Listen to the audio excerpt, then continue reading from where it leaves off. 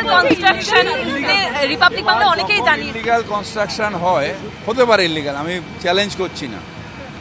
এত পুরনো বাড়ি ভেতরে কেউ ফ্লোর বানাচ্ছে, কেউ বানাতে পারে, কিন্তু যখন হয় তখন কেউ খবর দেয় না। যখন সেখানে বসবাস শুরু করে মানুষ, তারপরে কোনো কারণে তার সাথে যখন অসুবিধা হয় তখন এগুলো নিয়ে বলে।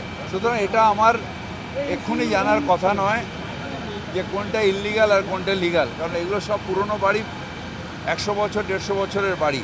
এই বাড়িতে কতটা লিগাল কতটা ইললিগাল সেটা কর্পোরেশন যতক্ষণ না বিল্ডিং ডিপার্টমেন্ট আসবে জানতে পারবে না।